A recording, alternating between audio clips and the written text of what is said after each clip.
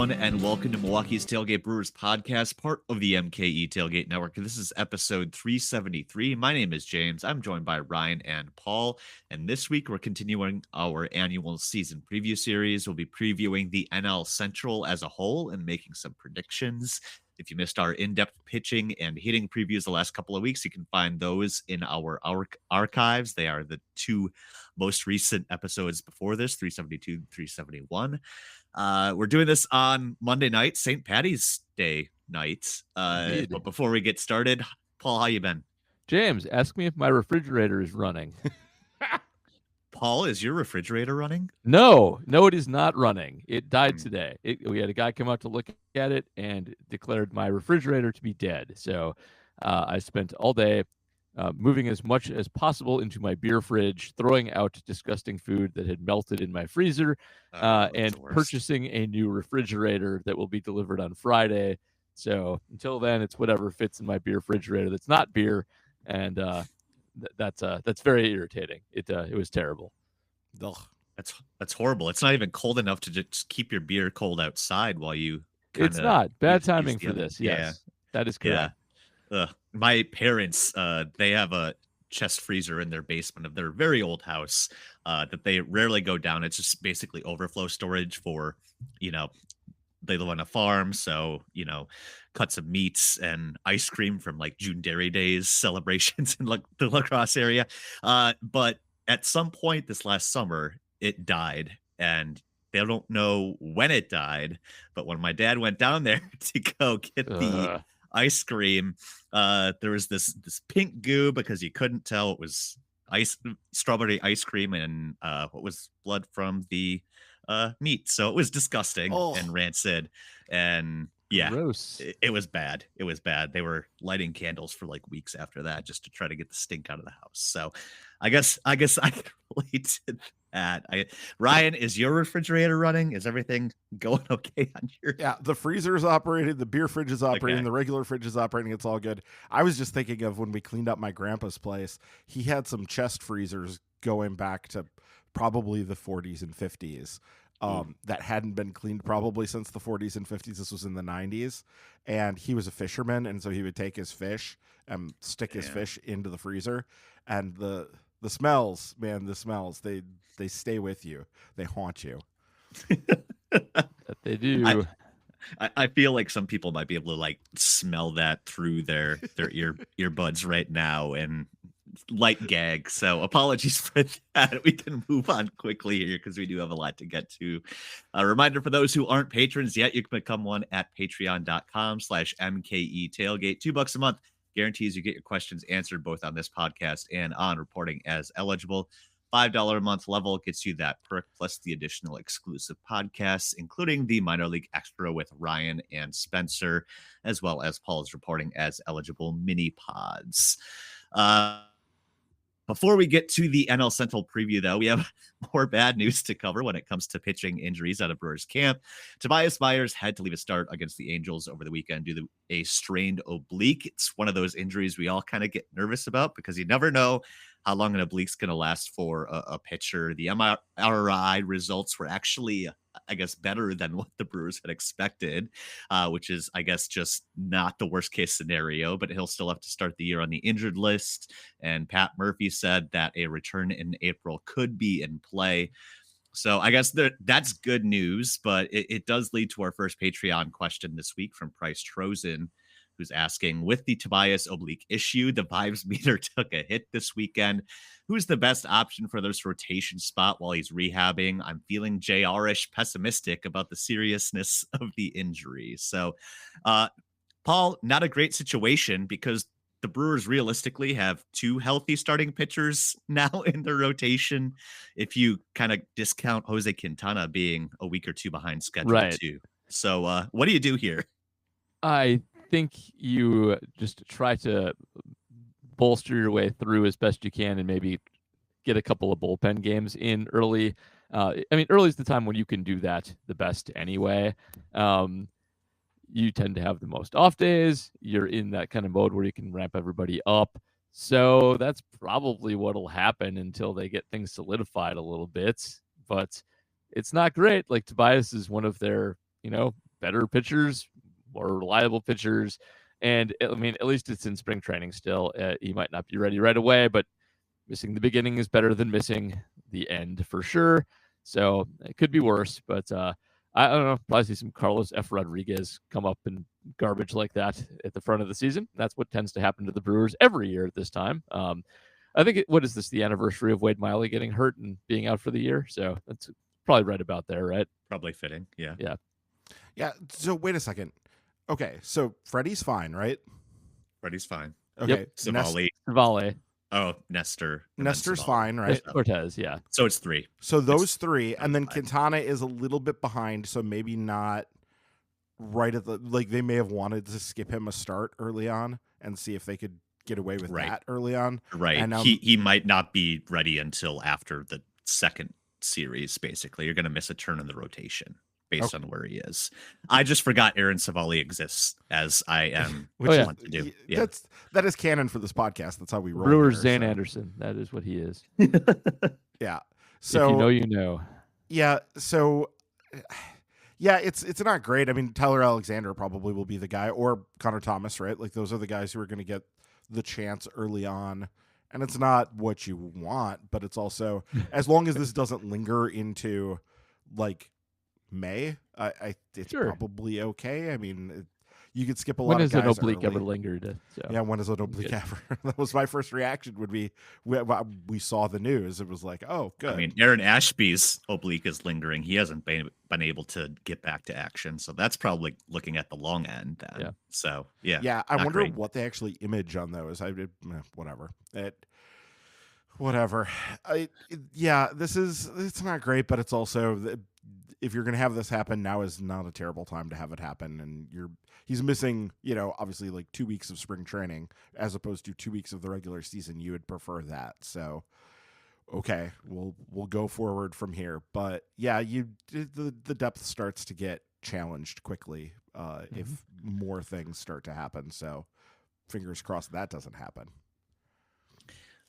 Some other names we could probably see at some point too. I've seen Chad Patrick brought up just because he's on the 40-man. Logan Henderson started on Monday. Didn't go great against a really good Padres lineup, but those two are at least on the 40-man. Connor Thomas, as he said, has to be on the active roster anyway, so you may as well throw him a few innings early and just have them soak those up. I don't know. Yeah, it might not be pretty, but yeah.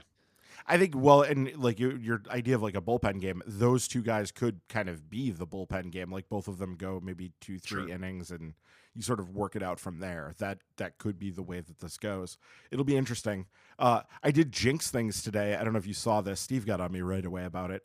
Abner Uribe gave up his first hit all spring in this game, and then proceeded to walk a couple guys and give up a big double. So that was when things kind of went badly for him. But coming into that, it was really looking like the idea that we had talked about, this idea of having him ride out his suspension early on in the season, could more easily be in play.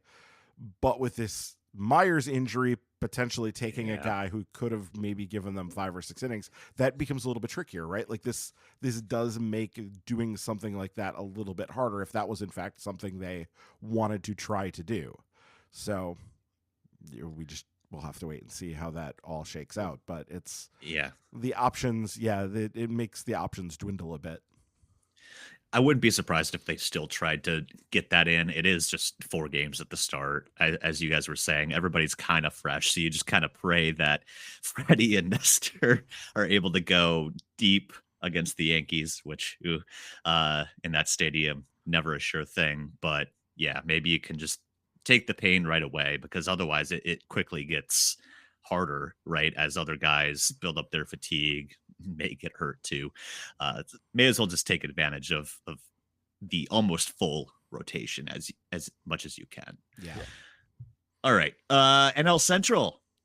Let's move to that preview. We're going to go team by team here, and we're going to go in the order based on how Baseball Prospectus projects them to finish the season using the PECOTA standings as of today, March 17th. At the end, we'll give our thoughts on where we think each team ends up as well, thanks to a Patreon question. So we'll have Patreon questions about specific teams along the way, but also some general ones at the end.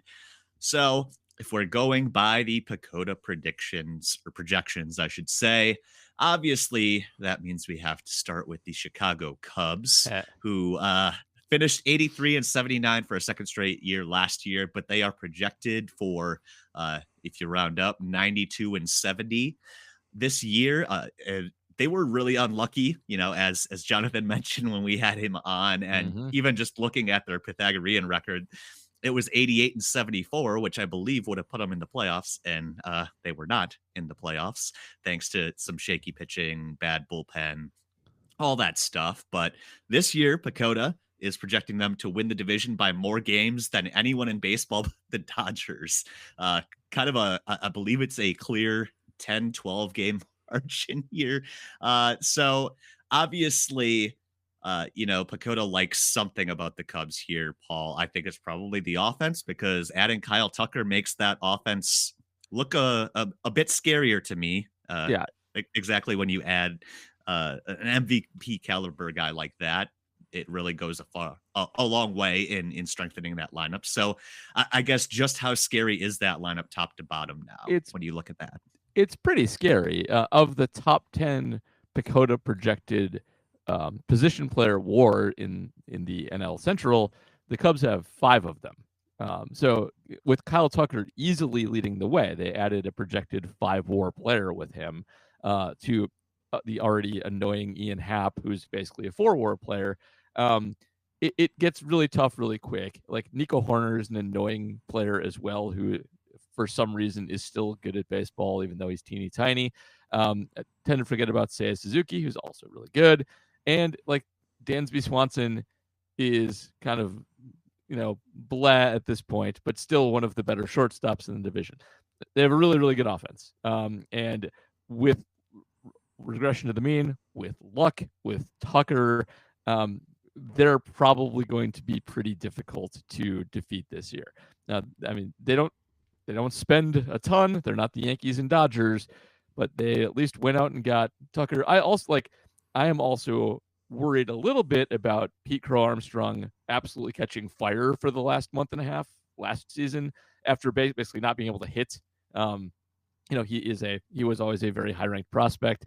There was always the danger that he would turn into something truly special. He's like the fastest guy in baseball, and if he plays the whole season like he did the last month and a half last year, he'll be like an MVP candidate. So, the Cubs are, I think, rightfully favored to win the division. You can never count the Brewers out because they always overperform everything, but they look not like a juggernaut because the Dodgers are the only juggernaut, but I agree they look head and shoulders better than everybody else.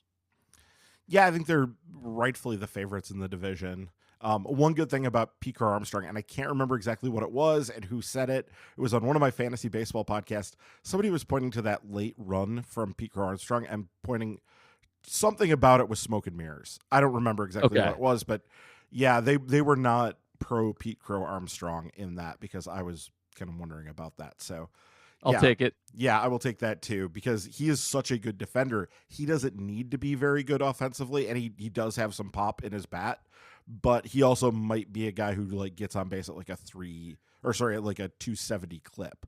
So just because he's probably not going to carry a very high average and then not necessarily walk very much. So that would make him just the perfect Cub star, actually. Just like Felix PA. Yeah. But yeah, I think really he just strong. has stupid hair. He does. Oh yeah, he absolutely has stupid hair. They're really strong defensively up the middle. Like Dansby Swanson is one of the better defensive shortstops in the game. Nico Horner is a fantastic second baseman, like every bit as good as Bryce Terang up there. Now with PCA in center field, like that is a really strong up the middle. Obviously, Kyle Tucker makes the lineup a lot better. The projections are not as high. I'm looking at it right now on depth charts. They have him for 4.7 Fangraphs WAR, which is not. I was more expecting to see like 6.5. How many games played? 665 for plate appearances. So basically all of them. They're not expecting him to miss much time. So there's some interesting stuff there, but yeah, the offense definitely seems like it's improved by a lot. Hopefully Kyle Tucker has a really good year and then opts out, and the Cubs ownership says, hey, we're not going to give you a $500 million contract, and he goes and signs someplace else. That is kind of the best Enjoy case. the Dodgers. Yeah, that's kind of the best case scenario at this point with Kyle Tucker. Here's a shout for you. You want a off the wall prediction? He's going to be a Washington National next year. Go with that. Because they're going to be spending some money at some point relatively quickly here. They have the ability to spend a lot more than they've been spending. I could see them saying, yeah, let's build around Tucker. Sure. Their TV situation cleared up too. So we mentioned PCA. I guess, Ryan, what can we expect from a guy like Matt Shaw, who they pretty much cleared the way for right away? He's in Tokyo as we record this, so he's expected to be their quote-unquote opening day third baseman for the Tokyo series, but he's not alone. You've got Kevin Alcantara and Owen Casey also coming up. So that Cubs farm system starting to bear some fruit in addition to the guys that we've already talked about. Yeah, it's really irritating, isn't it? Like they don't need that going for them as well. Though honestly, they did retrench for so long there that they should be doing well. Like they should be producing some guys, right. And they've kind of had a flop of a farm system for a while here. So, but at some point it was bound to turn around and do something. I was very glad that they got rid of Cam Smith, that they traded him to get Tucker. So. That was nice to see him go on the way out, because I thought he had a potential to be a real pain in the butt, and I wanted the Brewers to draft him. So for him to go to the Cubs, that's always extra annoying. But then again, I also wanted Matt Shaw. So yeah, we shouldn't gloss over the Cubs pitching, by the way, because they do have two of the higher projected guys in the division in the starting lineup as well, with Shoto Imanaga and Justin Steele. And I feel like I saw every Justin Steele win last year and not a single loss, so I have an inflated view of how good he is. To me, he seems like the best pitcher in the league. I mean, I know he's not. I've looked at that, but it's not like they're just all offense either. There is some pitching behind this to hold it up. Maybe not the best in the division, but it's I think plenty good to carry what's going to be a pretty good offense. Yeah, there are guys here. I've never been a huge believer in Justin Steele. He's been pretty good, but I think we've also seen the best of Justin Steele at this point in terms of like his best seasons are behind him. Shota Imanaga last year got off to such a crazy start and was so good early on. And then once the wind started blowing out at Wrigley, all the predictions of him becoming a home run machine came true instantly, and he just was giving up home run after home run. I mean, the Brewers helped a good bit of that regression along with a game. Though I think that was in Milwaukee, but it gets pretty thin pretty quickly after that. Like they don't have a huge, like their third starter right now is listed as Jamison Tyon, and Jamison Tyon is fine. He's fine, but like Matthew Boyd, Javier Assad is going to start the season injured. They had to go out and get Colin Ray. They had to go and add Colin Ray. Colin Ray. They're looking at Lance Lynn. Like, obviously, they think they're a little short there. And they have some young guys like Ben Brown. I do like and think could end up being a pretty solid starter for them. We'll see if he's ready to do that at this point for where he's at. But Cade Horton. Well, Cade Horton was hurt last year and really took a big step back. Like he tumbled way down all the dynasty lists that I saw. So yeah, it's interesting. Cody Poteet. They have more pitching depth. It's kind of a little Brewersy how they're doing things in terms of they have more depth. They're trying to make sure that they're not running out really bad pitchers at the bottom end, and I think they're probably going to succeed in that to an extent in the rotation, but I'm not sure their depth and how good they're actually going to be at getting coaxing performances out of the Colin Rays of the world, right? Are they going to be able to coax those performances out of him the same way?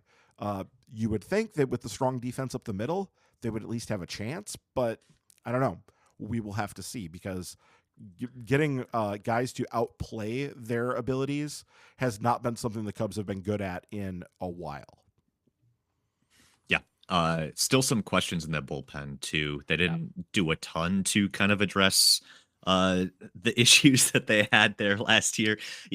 Part of the problem with Council year 1 in Chicago is he was trying to manage his pitching staff like he had the Brewers pitching staff and the Brewers bullpen, and came back to bite him multiple times. So it'll be interesting to see how that all shakes out. It's almost impossible to predict how relievers are going to go year to year. They've got some guys with some really good stuff. It's just a matter of if they can limit the walks, that kind of thing. Cubs pitching dev has gotten some, better reputations. I don't know how much of that was Breslow though before he left for Boston.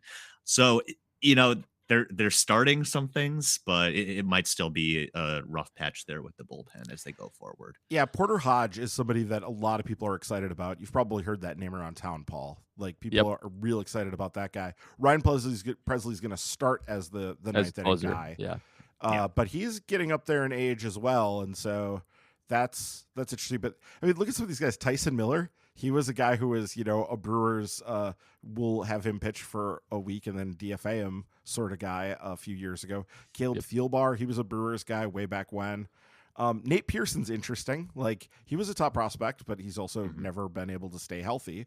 So there's some interesting guys in the Cubs bullpen. But again, are they going to get this turned into like the kind of machine that like Craig had working in Milwaukee? And I guess until I see that, I'm going to be, I don't know, like not believe it's going to happen. More like I'm going to be skeptical. I'm waiting to see it happen before I believe it is what I need to see. That is definitely their weakness. I definitely agree with that. And, in terms of having a weakness, bullpen can really blow everything up for you. I mean, one of the reasons, I don't know if Jonathan said this is my theory, not his, but it's one of the reasons that you do underperform your Pythagorean is that your bullpen just coughs up garbage at the end. Like, that's how you lose one-score games. And one-score games in football are pretty random unless Patrick Mahomes is there, and one-score wins in baseball are pretty random unless your bullpen is complete trash, in which case you're going to lose more of those than you win. And so if the Cubs haven't done enough there and they are still playing close, they're not blowing people out, it's a weakness that can have a pretty major effect. Mm-hmm. Yeah, I'd expect him to be pretty active on the pitching front as we get closer to the trade deadline, whether it's for back-end relief help or even just a starter at that point. All right, Brewers. Obviously, we've done our in-depth offense and pitching previews already, so we'll take kind of the 10,000-foot view here and just answer some Patreon questions. But obviously 93-69 last year, division champs again. Projected though by Pacoda to be under 500 as of today, 80-82. So I guess, Paul, just real quick, do you think the sub 500 projection is more due to, we've talked about some insufficient data on the young guys, that the system just doesn't know how to handle that, or is it just a reflection of just another poor lineup and kind of just taking the odds on that? Well, it's a little of both for sure, but I do think it's pretty logical given that they shed Willy Adames. The lineup just doesn't look that intimidating. They did not patch the hole at third. We all were going to. It's not like there's no reason for optimism with the Brewers for sure. But you can poke holes in like an optimistic projection pretty easily. Even Pacoda, which doesn't really, this is not a glowing projection for the Brewers, projects Brendan Woodruff to get 130 innings pitched this year and be their number 2 starter and actually have the second most innings of any starter. And I mean, I will happily give anybody odds on that happening. If it doesn't, there's a bit of a cascade effect down because Pacoda also projects him to be very good. There are reasons for optimism, like what we talked about in the offensive preview, but with Rhys Hoskins bouncing back. That could happen. With just all of the young players taking, not all of them, but there's enough young, like Churio could go supernova and add many, many, many wins to what he previously did. Entirely possible. Joey Ortiz could take a step forward from being a good player to a very good player, or even better than that. Very possible. But replacing Willy Adames is is difficult. It's something he got paid a lot for a reason. There's not just a couple of wins lying around to replace him, straight away. And the Brewers do this sort of machine-like defense, pitching, and especially relief pitching, which is always going to be hard to project anyway, because it does vary so widely from year to year, because it is a small sample size endeavor, that I think this projection is probably kind of right on. If they do exceed it, I don't think they'll exceed it by, I don't think this is a 90-win team. If they do manage to sneak into the playoffs, I'll bet it's a high 80-win team. And that's, I think, a lot of things going right for them.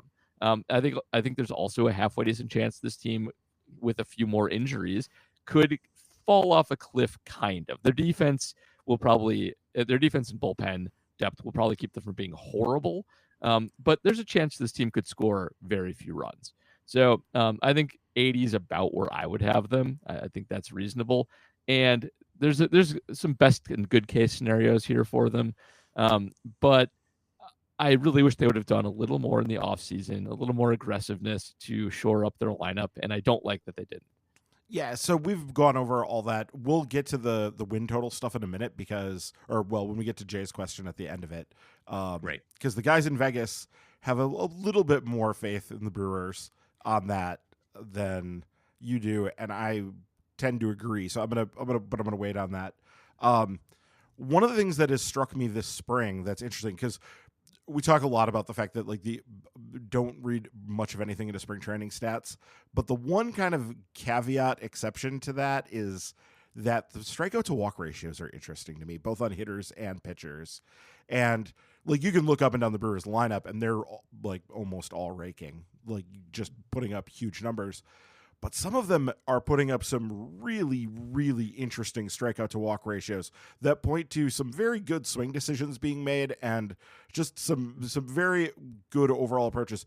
Jackson Chourio has struck out 4 times in about 40 plate appearances so far this spring. Sal Frelick has struck out twice. Keep moving down. Mitchell's a little bit of an outlier. They 16 strikeouts. That's not necessarily great. Joey Ortiz has 7 strikeouts. Bryce Terang has 3. Rhys Hoskins only 6. You keep moving down. William Contreras, he's got a 4-4, so 4 strikeouts, 4 walks.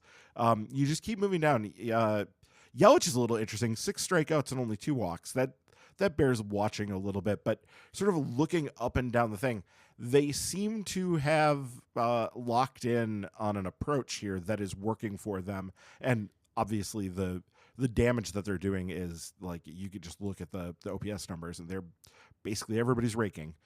But yeah, there seems to be something below it. So I wonder if that isn't going to be another case of the Brewers outperforming what expectations are, because you certainly wouldn't think it from looking up and down the roster at who the guys are and what the performances were last year. But they have this way of surprising us over and over and over again. So yeah, there was just intrigued when I was looking at that today that the strikeout numbers have been really, really low. And I wonder about the swing decision stuff, because that's obviously a thing they care a lot about. All right, let's get to some Patreon questions about the Brewers, starting with Jeffrey Emenecker, who is asking, do we really think there's anything to Terang at short and Ortiz at second? That seems insane, and what would be a real mistake by Murphy. I should say right about the same time, maybe the day after those articles came out about Murph seriously considering this alignment of Terang at short and Ortiz at second, which puts nobody at their best positions. It's worth noting that almost immediately Bryce Terang came down with a sore shoulder or a dead arm or whatever you want to call it. And they attributed it to him having to make longer throws from shortstop. So in my mind, I think that answers the question of why you don't do that, but we'll see what happens. Obviously, good news on the MRI, no structural damage with Bryce Terang's shoulder. So yeah, that's the first thing you worry about. So they're just gonna rest him basically for a week. And what was he doing? Trying to throw the ball through the wall? What was he I need to throw off my arm, so he's throwing harder? What happened? I mean, he's not the most muscular guy, so it's a fair thing. And we've always wondered, does he have the arm for short? And I guess maybe he doesn't necessarily. I don't know. Anyway, we all clearly laughed at this. Paul, we've talked about this. Why would you put your two best defenders at slightly worse positions? Right. I don't understand the rationale. Can you see anything? The only thing I could say is getting some work in spring training, just in case injuries happen and you've got to move people. But that's it. And I feel like the universe just told you, knock that off, stop doing that. And that is not the way to handle this situation. So hopefully it doesn't come up again because, I mean, the question was asked and answered. Does he have the arm? He has the agility and the range to play there, but the answer on the arm is quite clearly no, at least at the moment. So let's knock that off. Don't do that.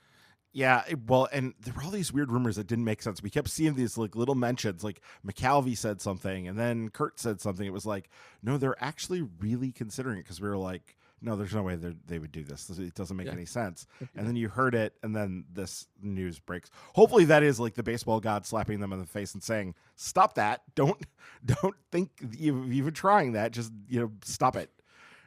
Because, it never made any sense to me to take two guys, like you said, James, to put them at worse positions, move them, both away from their strongest position. Just didn't seem to make sense. So, yeah. Hopefully that's versatility is good. But I mean, Turang could be the backup. Like, let's say Caleb Durbin firmly establishes himself and is a guy you want playing every day, and Ortiz gets hurt. Okay, well, now Durbin slides in at second base on a daily basis and Turang moves to short. Sure. Okay, fine. You want to have that ability to do that, but I think the way it would actually work for any short-term stuff would be Vinny Capra would be the guy who would step in at short and do that in the short term here. So, yeah, just leave Turang. He won the damn Platinum Glove at second base, and it was deserved last year. Like, he won. He was one of the best defenders in baseball at any position, period. Just leave well enough alone, just leave him there. If you're good enough to knock Nico Hoerner off that perch as the best second baseman in the league. Yeah.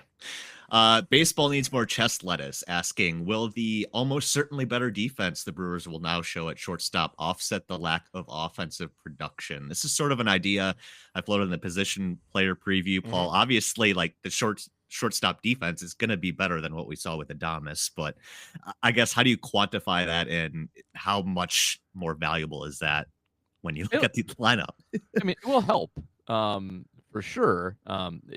Willie was slipping. So even if Willie has a bounce back year, I don't think he will, just because I don't think his athletic profile is great, and he will probably never be as good again. But you never know. Guys bounce back sometimes. Hidden injuries go away. But it doesn't matter, because he was bad last year. And so there is room for like a 2-ish win defensive improvement at shortstop, which would go a long way towards offsetting the offensive decline that he brings specifically at that position. And if Ortiz moves over there, I actually expect that position to be something of a wash. Pretty close. Might even get a little bit better, honestly, because that defense plus offense combo could very well outdo Willie Adames, especially last year, Willie Adames. But this is a sum total thing. And the third base hole is still kind of a third base hole with Ortiz not playing over there. So that's where you take, I think, the bigger hit is it's a lot of speculation and a lot of guys possibly just filling in over there. Oliver Dunn, Monasterio, Durbin, that probably aren't going to play as well as he did. That's where the lack of offset can really hurt you, because you may end up with sub replacement level play over there, whereas you got like 2 or whatever he was last year over there. That's a big drop off. So yes, it helps. Shortstop defense is the most important defense, but the infield does to some extent work all together as a unit, and moving the problem over to third base only helps so much. Yeah, I think you're right about it. Moving the problem from shortstop to third base, and that shortstop, given Adames' really bad down year defensively last year, which kind of came out of nowhere and surprised us all, to the point that we were kind of disbelieving it at first. We were talking to Judge and trying to find out what was going on there. Are you sure this is right? He was right. He's like sure? Second last. Yeah. And then there was like a time when he was like, no, actually, we think there might be a calibration problem here. So there was like, no, he's probably not actually this bad. And then by the end of the year, it was like, no, actually really kind of was that bad. So, Yeah, that's a tricky one. Third base is the question mark and has been all off season and has, going back into last season, it was a question mark because we knew that Adames leaving and Ortiz sliding over was likely, really for most of the second half of last season too. So we've been watching this forever, and I don't feel like we're any closer to an answer except that like Oliver Dunn might be okay.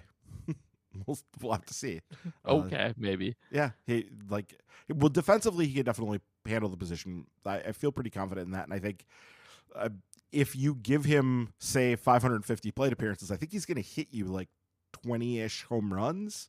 The question is just like, what does everything else look like in the offensive profile? Are you talking about a guy who's a 270 on base? Yeah, like it could be, which was kind of, when you think about it though, that was kind of what I was hoping for with Paul DeJong. I was gonna say it's Paul DeJong's line. It was basically Paul Anyway. DeJong's line. Yeah, so we'll see. But I mean, Durbin is another option there, and other things could happen. Mike Bovee is potentially sitting down in the minor leagues as a guy who could be called up if things go well for him early on.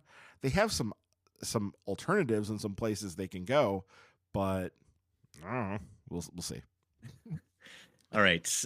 Last Brewers Patreon question before we move on. Dave Penshorn is asking, which player currently not projected to make the opening day Major League roster do you think will make the biggest impact for the team this season? It could even be someone who you think will be traded and the return will make an impact. However, Craig Yoho cannot be your answer. So cross him off because that seems like the obvious thing. Did you see we've got a name for his changeup / screwball? It's, I guess, the yo-yo or something like that. Yeah. So I like that. That's catchy. Play out the name. Dig it. But Ryan, no Craig Yoho. Who are you going to in terms of biggest impact of guys probably not going to be on the opening day roster? Yeah, I was going to go with the guy, and then you mentioned his name when we were talking before the show. Logan Henderson, I think, is going to establish himself as a member of this rotation this year. I think that will happen over the course of this season. A bit of a rough one today, but today seemed like a very hitterish day in Peoria, Arizona, for not just the Brewers or not just the Padres, but also the Brewers. Everybody seemed to be hitting. There are days like that in Arizona where it's just everybody gets cracking. So yeah, doubles down the line all day. Yeah, it was crazy. Yep. So Logan Henderson would be my guy. It's hard to go against Logan Henderson if you're not allowed to do Craig Yoho. And unfortunate, and Brian is 100% right though. I guess Patrick's like 6'7", right? He's gigantic. Am I remembering correctly? I don't know. I might be misremembering. I have too many. This is like the mini pod. I have too many spreadsheets open, and I lost my pitching one, and I cannot get it to come back up. So no, Chad Patrick's only 6'1". Yeah, who's the tall guy? I was gonna make a tall joke. Oh darn it! Brian Hudson and Jared Koenig are both very tall. Not Wolfram. Grant Wolfram. Thank you. That's it. Yes. I'll go with him because he's huge. That's all. Love it. Yep, the Brian Hudson clone, basically. All right. Third place, we're looking at somehow still the St. Louis Cardinals, who were 83 and 79 last year. Pacoda projects them for 78 and 84 this year.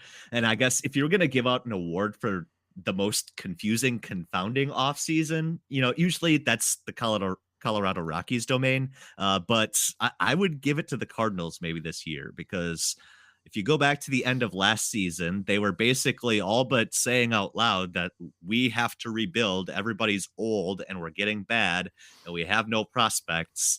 And then they proceeded to do absolutely nothing with that information in the offseason. They didn't really sign anybody, didn't even really trade anybody away. Nolan Arenado's still a Cardinal for some reason. They've been trying to send him to Houston. Hasn't happened yet, but obviously it just feels like a team to me that's kind of stuck in neutral, sort of like the curse of the Herb Cole era Bucks, where it's like, well, we're the Cardinals. We can't be a losing team. So they're just doomed to be 83 and 79 every year. All of this to say, our first Patreon question about the Cardinals this week is from Baseball Needs More Chest Lettuce, asking, are the Cardinals doing a bad job at getting bad, or is Arenado's market a bucket of baseballs territory? Ryan's nodding his head yes. Paul, what do you think? I think you could. They missed their window for sure on dealing Arenado. He's still goodish. He's still projected for like 3.5 WAR, but he's old. You can't count on him to necessarily play a full season. Like, this ship has sailed to a large extent, and this is exactly like 80s Bucks territory. You have old stars. Some of them you're playing out of position, Wilson Contreras, and you're going to even if they're still good when they play, they're not going to be reliably playing enough, and there's not enough depth on St. Louis to make up the difference for when injuries inevitably come calling for them. It was a weird offseason. I feel like they just kept a lot of Cardinals-y guys around to sucker fans. It seems like a very kind of 80s Brewers thing to do, too. Like, I actually still know kind of a lot of names on the team. Like, is Matt Carpenter really still on the team? He's in the Pacoda projection. I guess I checked the 40-man. But, like, but yeah. Yeah. If they end up finishing, I kind of get the case for them a little bit, but if this team ends up finishing last, I won't be surprised. I'm surprised they're projected as high as they are, just because if you just scan the average age of the Cardinals that are likely to be their starters, especially on offense, it's an old team. I don't like old plus lack of depth, and that's a team that can crash and burn very quickly. And they've never really been able to develop any of their young guys either. Nope. You know, you're seeing it with Jordan Walker right now. Tyler O'Neill's and all of those guys have to leave town before they kind of reach any sort of potential. Well, like, and Sonny Gray is like their best projected starter, who who I expect his arm to fall off every 2 seconds he's out there. Like, it just seems like a really, really fragile, like, paper airplane of a team. Yeah, it's really weird. I think their plans, I mean, they wanted to move Arenado. They had a deal in place to move Arenado to the Astros, and then Arenado shot that all to hell by turning down by invoking his no trade clause, because for some reason he didn't want to go to the Astros. I guess he just really holds a grudge. I don't know. It was a weird situation. I don't know why he would have done that, but he now, like, it's very strange. I think he thought he could get, like, traded to somebody better, that somebody was just going to, like, roll out the red carpet. He would get to go to his ideal destination or whatever. And it was clearly delusional. Nobody was going to waiting for the Dodgers to call, and they never called. Yeah, like, exactly. Did you think the Yankees were going to pick up your $25 million owed each of the next 3 years? Like, was that what you thought was going to happen? Like, yep. It was all very strange. And the Cardinals are in the position of, they couldn't just, like, deal him away for nothing, because he still has, like, cachet. And so I would be curious to know what that deal they had worked out with the Astros was. What were the Astros actually sending to get him? Because that felt like, from the Astros perspective, a very, like, well, we're just going after a name here. You all know Nolan Arenado, like, right? Like, we'll give you one of those. Here, take one. But yeah, it's interesting, because there is some young talent on this team. If you look around, like, there's some younger guys who I think are going to be part of the next Cardinals team. Alec Burleson, Nolan Gorman, Brendan Donovan, Jordan Walker, Mason Wynn. I mean, these guys are, Lars Neubauer's, I think he's getting into his late 20s, but yes, he is. Yeah, but these guys are not bad, but they just aren't. They're just, like, they're pieces in this. And I guess that's kind of why I don't think this projection is super far off. I think if they were to get hit by a rash of injuries, particularly on the pitching side, because their rotation is still ancient. Like, that is a Sonny Gray, Miles Mikolas, Eric Fetty, Steven Matz, Palante. Like, this is an old group of starters, and there's a lot of collapse potential in there, because they're really counting on a lot of those guys going well. But, like, they still have Ryan Helsley out in the bullpen, and Ryan Liberatore as a swingman. Like, there's some guys here. So I get why the projection is what it is. And actually, I have them exactly on that projection. I didn't even realize that they were projected at 78, and I had them at 78. But it feels about right. They won 83 last year, and it wasn't like an 83 that they shouldn't have won. It's just an 83 nobody paid any attention to, because I think their best months were after they'd already sort of been eliminated, like when it didn't really matter anymore. So nobody really cared at that point. But yeah, it's an interesting team. This whole year is bizarre because they're caught in this limbo between Pobos, right? Like they have Chaim Bloom, who's coming and is already like working to get the organization back on firmer footing, which, you know, sucks as a Brewers fan to hear that. Like, but already doing that. But then they're keeping Mozeliak around, and he's still feels like he's trying to like keep the band together for one more run through. So they seem to be wanting to, you know, have their cake and eat it too. Though I guess people are saying that like the talk out of camp has been that like they want to get the young guys. They want Nolan Gorman, Jordan Walker, Mason Wynn. They want to make sure all these guys are getting like 600 plate appearances. They want them to play and see what they have in these guys right now, which is. They say that every year. Yes, they do. That's like I remember right when Alan Craig was going to be the next big star, and you know, Dylan Carlson. They've had these guys for years. It never works. They don't have the patience. Yeah, there's collapse potential here for the Cardinals, definitely. But the more I look at it, it just seems like they are caught in the middle. Like you guys said, they're caught in the middle. They're in that Herb Cole Bucks situation. Like they're kind of stuck in the middle. All right. Moving on, we've got the Pittsburgh Pirates, who finished 76 and 86 last year. They are projected for basically the same 78 and 84, which makes sense because they still have awesome young pitchers and they didn't really do a damn thing to add offense. So you get the same year. And Pirates fans are probably rightfully peeved about that. So, you know, Skeens, Jared Jones might be one of the best, if not the best, 1-2 young duo at the top of a rotation in the league right now. But they really could have used some offensive help to score some runs behind that group, because we watched them last year. They had no offense, and they didn't really do much to help that, unless you count like Spencer Horwitz as their big trade addition, and Tommy Pham and Adam Frazier. Signing Tommy Pham and Adam Frazier like it's 2015. You know, it's window dressing, really, and really their window to compete might be less than 5 years if Paul Skeens follows the Garrett Cole track, right? And you're looking to trade him before he becomes a free agent. So I guess, Paul, where does this team get offense from? You know, I'm tempted to think they're potentially scary because of the pitching, but every Brewers Pirates game is going to be 2-1 this year. Yeah, a lot of rock fights with this team for sure. They just are going to. I mean, the answer is nowhere. They're going to really struggle. And if you want to make yourself feel better about the Brewers lineup, just go and look at the Pirates' PECOTA projections on offense, because the leader in the clubhouse is Brian Reynolds, who, you know, he's fine. But you don't want him leading your team in offensive war in any situation. It's 2.8. He's 30 years old. That's no good.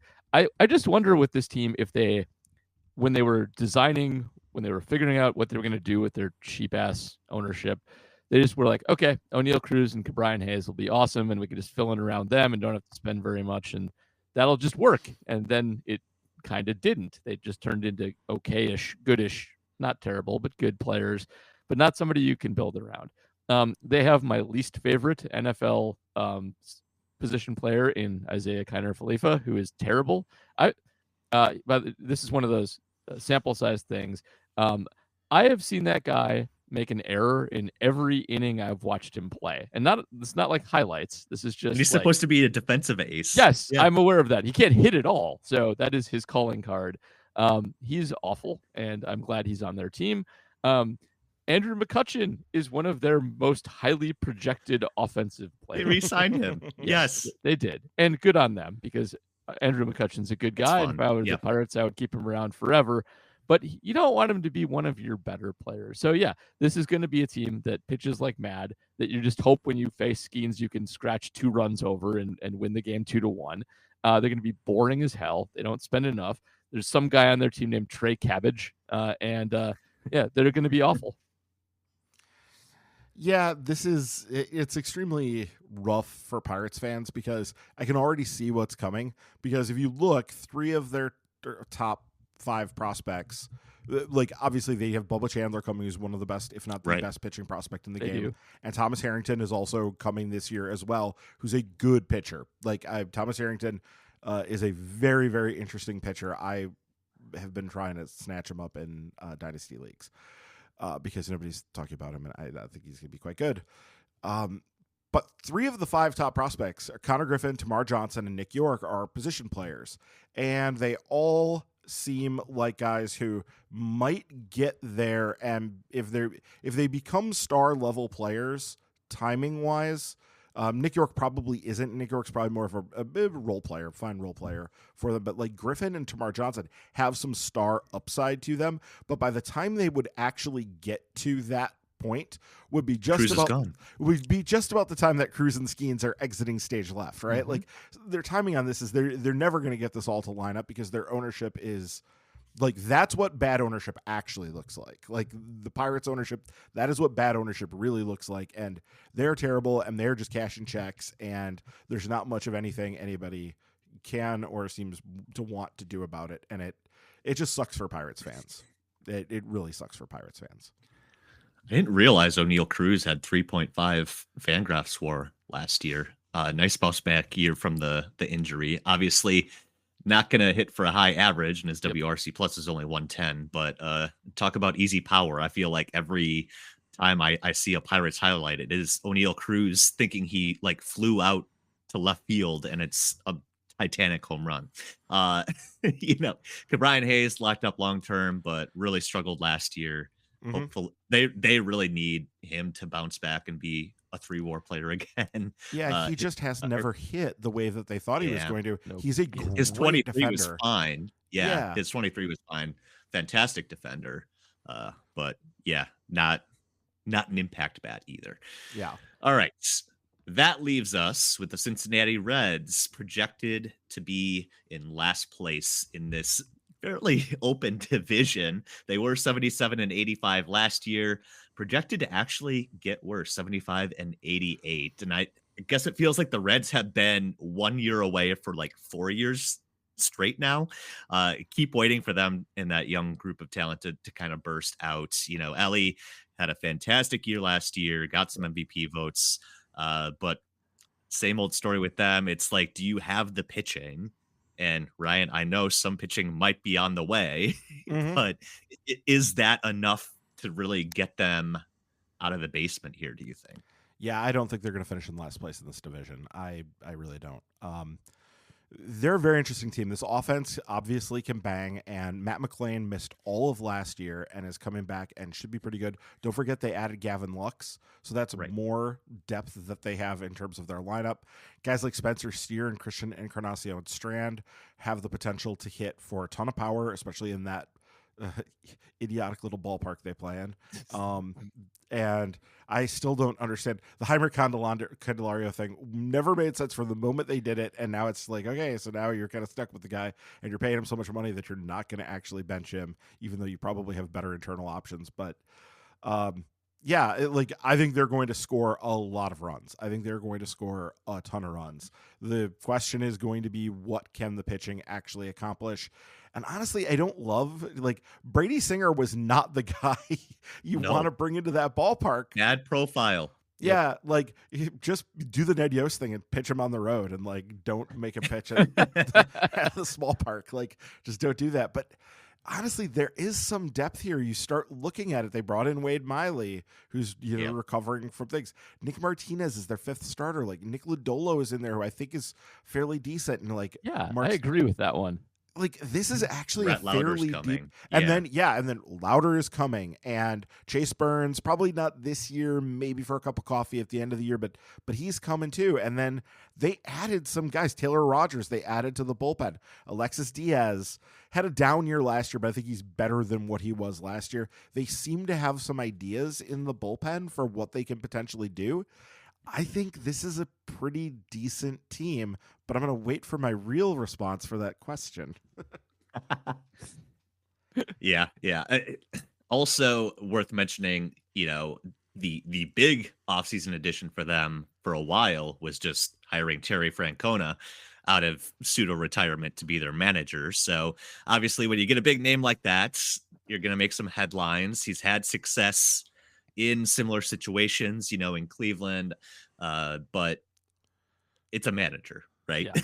You don't know. And that kind of leads us to Tricky Henderson's question on Patreon, who is saying, I listen to you all often enough to know that you're not swayed by things like Tito Francona being hired and suddenly rallying a bunch of lethargic redlegs. Or are you? What about these Reds? Oh, the Pirates are the second dumbest organization in the NL, according to several sources, me, myself, and I. Peace and go Brewers. So, I mean, Bell was not a great tactical manager for Cincinnati either.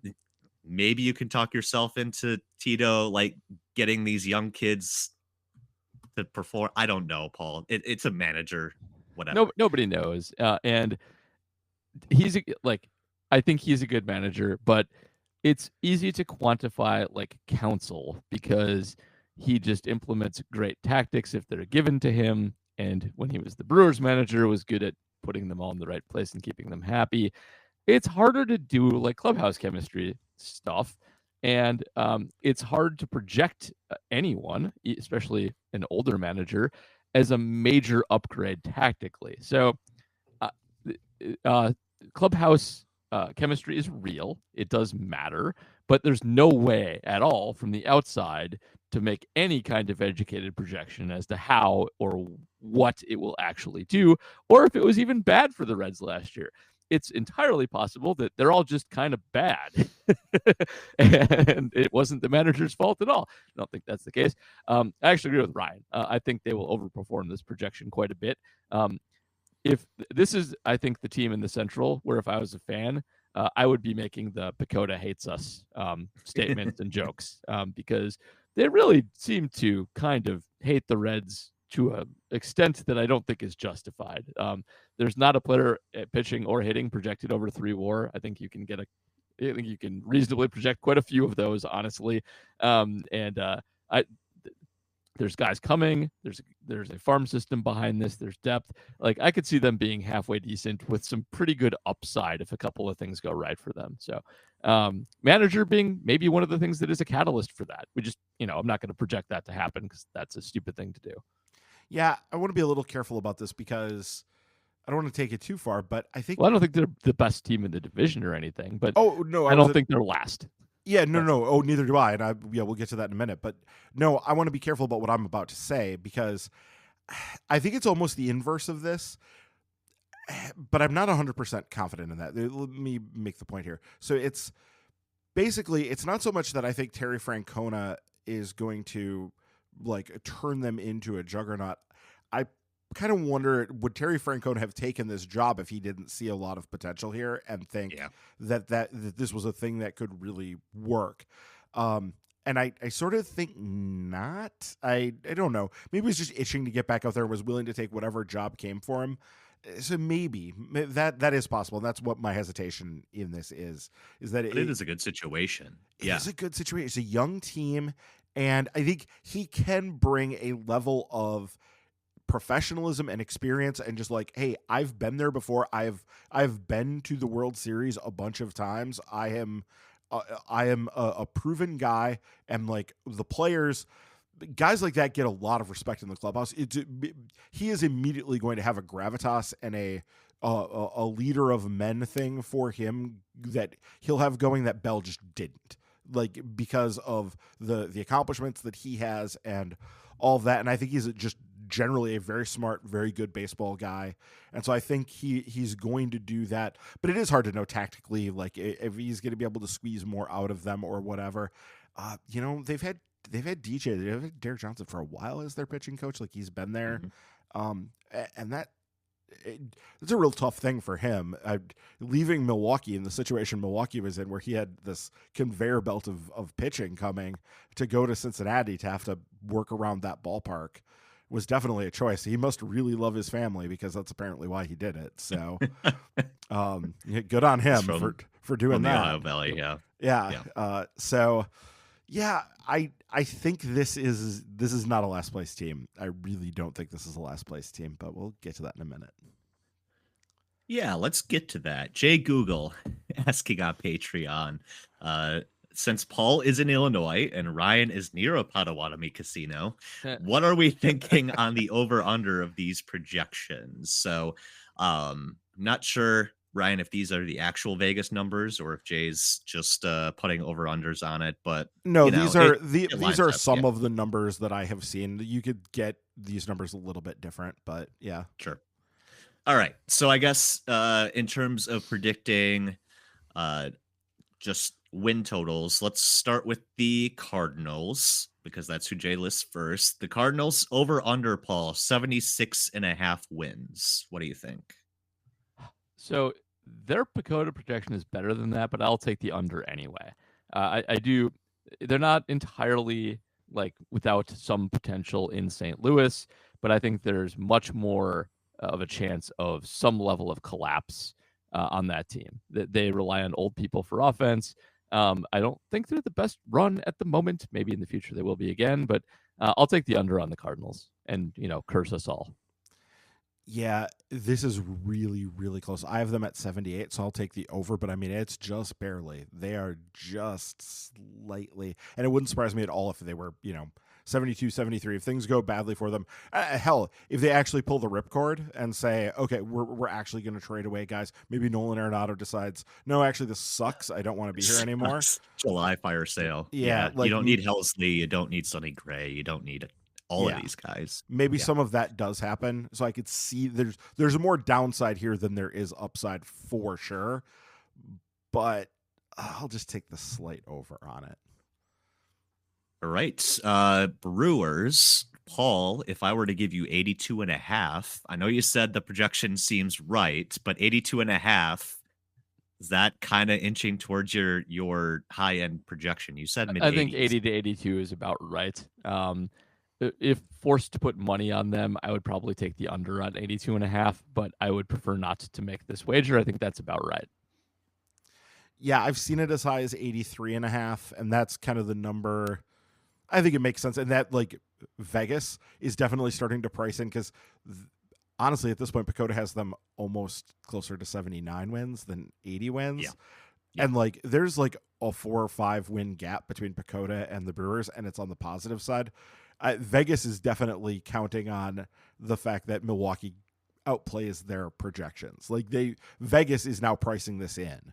So I think I have the Brewers at 88 wins. So I said last year, I'm not going to get caught on this again. I'm not going to undershoot things until they win under 86. I'm not picking them for ending up under 86 again. So 88 seems sort of around right to me.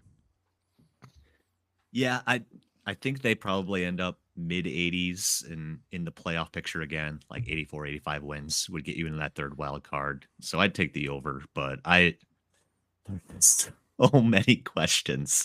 I'll give him the benefit of the doubt on the pitching, but the hitting I'm still nervous about unless Rhys Hoskins goes supernova and is an all-star. I don't know. Okay. Cubs 86.5. That seems low. I feel like I'd hit the over pretty easily. Paul, what do you think? Yeah, I'll hammer the over on that. That's fine. I know the Cubs aren't always the most reliable, but I think they did enough here, and I think they're well positioned to exceed that. I have the Cubs at 89, so I have them beating out the Brewers by a game, which I think is about where I was last year, too. I think I had the Cubs just barely beating out the Brewers, though my win totals were much lower. I had the Brewers at 82, and I had the Cubs at 84, something like that. So you're going old school NL West, where 82 and 80 wins it, yeah. Yeah. So, but yeah, I think the Cubs are better than the Brewers. I do. Travis, if you're listening, the Cubs are better than the Brewers, I think, but it's not by much. All right. Pirates 76.5. Seems ish to me. I don't know, Paul. What do you think? I will just always hammer the under on the Pirates until they prove me wrong. That is as much thought as I'm willing to give the situation. Yeah, I have them at 76, so I guess I'm taking the under Almost as exactly, well. yeah. But yeah, the Pirates and the Cardinals, those numbers feel very, very right. It just feels like they're pretty much right on with those. I did miss a Patreon question from Michael Parr when we were talking about the Pirates. Michael asking, how will the Pirates manage to waste this tsunami of young talent? I feel like, Paul, your answer is the same way they always do, you know? So, yeah, just no offense. Incomplete team building and not realizing what they need to seize the moment, and an owner unwilling to spend to do so. Yeah. That's how you get it done, or don't get it done. Yeah. Nutting. That's the Yep. one word answer. It's nutting. All right. And the Reds, Jay has them over under 78.5. This one's kind of tricky. Yeah. Because given our conversation, I could easily see them again, 83, 84 win conversation, Paul. But what would your bet be? I'll take the over on that. I think that is a reasonable projection for them, but I think they have a decent amount of upside. I'll take the over on the Reds. Give me them winning 84, so comfortably over for me. The good in terms of my confidence in these, I would say most confident in the Brewers on their over, second most confident in the Reds in their over, third most confident in the Cubs over, and then the Cardinals and Pirates, like almost zero confidence in, like those numbers feel very right. So I'm just, if it was zero confidence in either of those. I guess in terms of just overall division prediction, do we all have Cubs over Brewers? Is that kind of the feeling? So. Yeah. Unless you don't. I do. Yeah, okay. I do. I think it'll be fairly comfortable too. 5-ish games. Ooh. Okay. Yeah. So yeah, you I think, more than in that though, you think the Cubs are going to get into the into the 90s comfortably? Yeah, into the probably. 90s. Yeah, I would buy the low 90s projection for them. I think. Obviously, bullpen. Knock on wood, see what happens there. But that's kind of my feeling as we sit here right now. And I think honestly, the Reds probably third place, pushing on the edges of that wild card race. But if we were to zoom out and talk about the NL East and the NL West, that wild card race is going to be tough. I don't think anybody who doesn't win the Central can really count on that this year. I don't know if you guys feel differently. Yeah, I think it's going to be tough for a Central team to come away with wild card because there aren't also just a bunch of losses at the bottom, because I don't think either the Pirates or Cardinals are bad. They're just very blah. They're just slightly below 500, I think. So it's not like you have some team in here that's going to be kicking away, 10 wins to you well, I mean, it can happen, but you just sort of don't count on it. It's not like last year how the White Sox like single-handedly got the Tigers, Royals, and Guardians all into the playoffs because they were just so atrociously bad. That, like, we don't have that in the division. There's no horrible team to prop up everybody else. So, yeah. Yeah, I'm not even sure there's a 90-loss team in here unless just the Cardinals absolutely bottom out. But Yeah, because it does feel hard to see the Pirates ending up like that low too, because there is a decent amount of talent, and obviously the pitching, like they do have a decent amount of talent. Yeah, they're going to win a ton of 2-1 games. Yeah, in Pittsburgh, in rain, in September and in May, like that's because that's how Pittsburgh does things. It just rains there all the time and all that. So yeah, so I have Cubs, Brewers, Reds, Cardinals, Pirates. Does anybody really? No, that's what I have. I have the exact same as that. Yeah. I mean, I'll root for the Cardinals to be last place, but I don't know if it'll happen. Yeah. All right.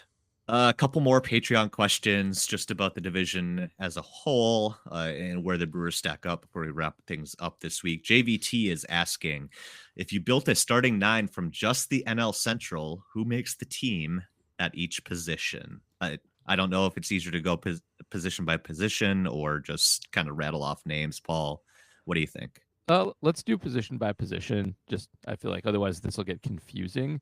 Yeah. And if we're starting a catcher, we're allowed to use the Brewers in this, right? Yeah. Yeah. Okay. Because it's William with a bullet. So yeah, maybe the easiest runaway in the division at any position. Like, yeah. pretty easily it's William. First base. This is much harder. Yeah, this is a lot harder. It's a mishmash division right now. It's not a good first base division, and Goldie's gone. It's not a good first base Wilson league now. Yeah, it's Wilson Contreras. It's Wilson, right? Yeah, and I think it might be. actually be Wilson Contreras. We'll have to see how his defense is compared to Hoskins. Yep. But I think it might actually be Wilson Contreras as the best first baseman in the division, because I'm not sure playing time wise. I need to look. The Reds, who do they think? Encarnacion Strand. Well, they have Steer and Encarnacion Strand both getting over 200 plate appearances, and Heimer Candelario getting 160. The Reds' first base situation is a mishmash. It could be Spencer Steer by the end of the year. Could be. Could also not be. I don't know. Yeah, no, I think it's Wilson, and that's crazy. Yeah, this division sucks. Yeah, that's We're two positions in, and we're like, this is time. We're already mad. Second base, I guess defense or hitting. Paul, what do you prefer there? This is actually a fun one. I think I probably lean. Is it going to be McLean? I guess I lean McLean. Ooh, that's a good. I was going to say Horner. I was thinking Nico too, because he's kind of a combo. Mm-hmm. But I'm going to go with McLean just because my Reds projection is rosier than Dakota's is. Yeah, I think that's a toss up between the two. I'm going to take Nico. Depth charts has Nico 3.5 and McLean 3.4, and McLean's coming off the injury. Though Horner is apparently hurt right now. He's forearm. What's going on with his forearm? Oh, I missed that. Yeah, I don't know. Listen to the radio more. What exactly his situation is, but yeah, the Brewers being at 19 is pretty ridiculous here because Terang, I guess it is Fangraphs, and so Fangraphs does not rate his defense the way that Baseball Reference did. So that does actually make sense from that perspective, but I think it's wrong because I think Terang defensively. But yeah, give me Horner. Third base. Oh, you went this third. Is kind of tricky too. You threw us off. Yeah. Well, third is 5 and short is 6. Yeah. It's just that's silly. I know. They should change. Well, you can do shortstop if you want. No, it's fine. Third base is hard too because we don't have one. So it's one of those things when it jumps immediately to mind, and I'm trying to see it's not Arenado, right? It can't be. I think it's Arenado, Paul. It might be. Damn it! Because otherwise, you're looking at Jaimer Candelario, Brian Hayes. If he hits at all, he could do it. Yeah. I mean, dang it! Depth charts has the Brewers at 29, the Reds at 28. In terms of third base here, we're talking. The Pirates at 20 with their most expensive. Well, their most expensive position player. I think Key Bryan was the biggest contract. Yeah. Shaw and the Cubs at 16. I mean, yeah, that's your sneaky pick. And then the Cardinals at Arenado is still projected as a 3-win player by depth charts at Pacoda. So at Fangraphs. So yeah, I think it's Arenado. Yeah. All right. Because he's still a great defender, to be fair, and he probably has a bounce back with the stick, somewhat at least. He probably bounces back with the stick. All right, let's do shortstop now. Lots of fun options here, Paul. Who do you take? I will take Ellie with the caveat that I understand the stick might not get all the way there, but I just like watching him, so I'll go with Ellie. Yeah, I think it's Ellie over Dansby because Swanson is such a good defender that it does play there, but yeah. Screw the Cubs. Ellie. Ellie's fun. The Cubs are awful. So, yeah. This is supposed to be a fun exercise. It's our prerogative to not take any Cubs. It's fine. Yes. Left field. Do we consider Christian Yelich a left fielder or a DH? Well, I think a left fielder, but I don't think I'm not projecting Christian to play enough on a per play basis. He's the answer, but I just don't think he's going to have the volume. So I would love to go with Christian, but cannot get myself to do it. I think the bigger question is, what do you consider Churio to be a left fielder?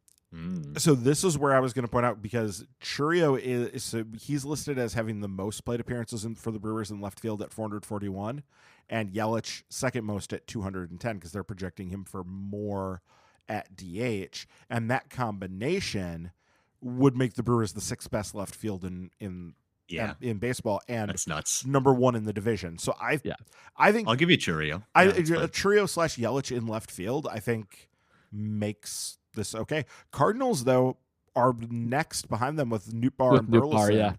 Yeah. So that is interesting that they're kind of right there. But yeah, also Churio, if he does play every day in left field, which I think is kind of the way I would expect it to go for the most part, he could just go supernova and be like a 6-man player. And then I'll take Churio. Yeah, I think it's Churio.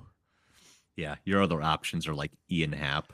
That's whatever. Yeah, because he's you're good, but you're not beating Churio. No, Ian Happ I've had on my dynasty team forever, and Ian Happ is not good. Ian Happ is fine. He is the definition of a fine player.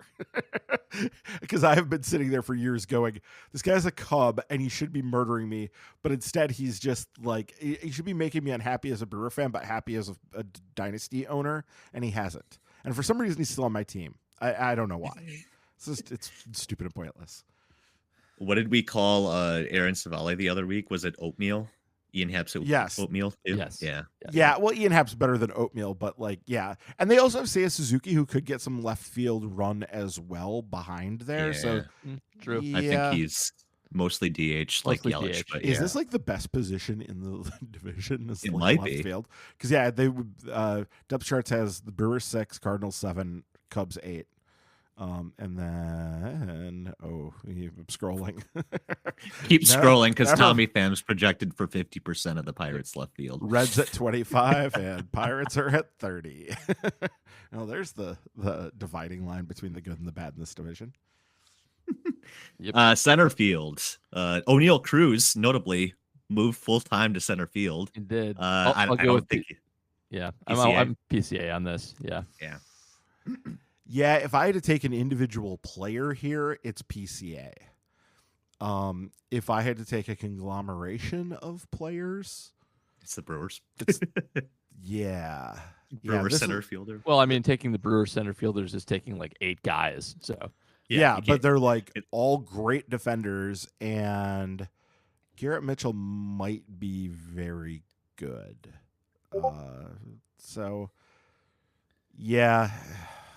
God, I don't want to pick the Cubs. I don't want to pick the Cubs, but I think you have to take PCA and the Cubs on this one. Ugh, gross. Aki. In right field, probably not Sal Frelick for you, Paul, I'm guessing. No, not that. He could be in the center field conglomeration. Oh, this is Tucker. It's Tucker. Oh, it's Tucker with a because they moved Seiya from easily right to Tucker. DH. Yes, it's Tucker. Yeah. Your other option is like Brian Reynolds, who we established is pretty mid. Yes. So I don't know. I mean, super mid. To be fair here, the Brewers are the 13th best right field situation according to depth charts. So in the top half, they're expecting a mishmash of Frelick 420 plate appearances and Churio 168. And Mitchell getting a little bit over there too, but it's still in the top half with only 2.7 WAR. That's right field must be a little bit down at the moment, apparently. Maybe the Cardinals are still trying to make Jordan Walker work in the outfield. Is that accurate? Because he's projected for 75% of their right field playing time, and that seems rough and a bad idea. But they've got I don't know. We'll see. Really, before we get out of here, fun left field fact. By Pacoda projections, the top left field WAR projection is Ian Happ, who we talked about. The second is Lars Nootbaar, who we talked about. The third is Jackson. Guess who the fourth is?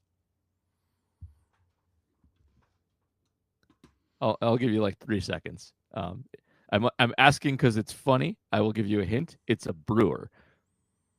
Blake Perkins? Nope. It is, of course, Mark Canha. Oh, yes. Sure. Amazing.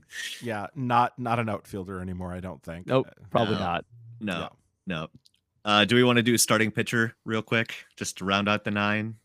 I don't know. That's Who's actually the best starter in the division? It's not a. Yeah, I was gonna say that's a good question. And then I'm like, oh wait, it's not a it's good not question. No, it's Paul Skeens. Like Paul Skeens is the that's answer. dude, yeah. Yes. That's Yeah. the dude. Yeah. All right. Last question this week. Morgoth 10 asking which NL Central team would make the best mashed potatoes and what variety would they go with? Is potatoes a Pittsburgh thing? Is that the pierogi situation, or is that I have no idea what's in a pierogi. Mashed potato now that I think pierogi. Yeah, I think that actually. I don't know. I think there's like sauerkraut. They No, do like okay. sauerkraut pierogies. Whatever. Yeah. There's a lot I'm of just realizing I don't potatoes. know what pierogi is. Yeah, but there's yeah, a lot of there's- potatoes involved in Pittsburgh cuisine, but not necessarily mashed potatoes. Like they have that sandwich they put French fries on. I think pierogies may use potatoes in the dough of the Yeah, dumpling, but I could maybe be that's wrong what I'm about that. I feel like this is probably Cincinnati because mashed potatoes are, well, good. They're a bland food. They are, a traditional northern non-spiced food, and that is a perfect complement to their very non-spiced, flavorless chili that they've invented. So the palate of the Cincinnatian seems very set to do a lot with mashed potatoes. Well, and also they just like hit a lot of home runs because that ballpark is a joke, and It is, mashing yeah. is synonymous with so home they runs. mash. Yeah, so Got they it. mash. Yeah, it's Cincinnati then. According to the recipe for Grandma's Polish pierogies on allrecipes.com, 4.5 cups all-purpose flour, 2 teaspoons salt, 2 cups sour cream, 2 large eggs, 1 egg yolk, 2 tablespoons butter, 2 tablespoons vegetable oil. The filling is 8 baking potatoes peeled and cubed. There you go. All right. There it is. With cheddar cheese and onion, salt and pepper to taste. So there you go. That was worth Try waiting that. for, James. That was worth waiting for. All right. Thanks for the questions, everybody. Patreon.com/MKE tailgate is where you go to sign up. Just $2 a month gets you that question priority, especially important as we get closer to the start of the regular season. You can support us another way, even if you're not a patron. Go to Apple Podcasts, Spotify, wherever else you're listening to this right now, and please give us a 5-star review ahead of the new season. And while you're there, be sure to hit the subscribe or follow button to make sure you never miss an episode. That'll do it for this week. Hope you enjoyed the pierogi recipe. Again, if you want to go back and listen to the other parts of our season preview series, the pitching and hitting previews are in the archives. In the meantime, we'll see what develops in the last week or so of spring training as we get closer to opening day in the Bronx. Hopefully, no more starting pitchers end up on the injured list. If they do, we'll talk about it here next time on Milwaukee's Tailgate. Have a good week, everyone. Fair weather fan, it's not what I am, even though the zip code has changed. I might smile and joy when I'm employed. It's so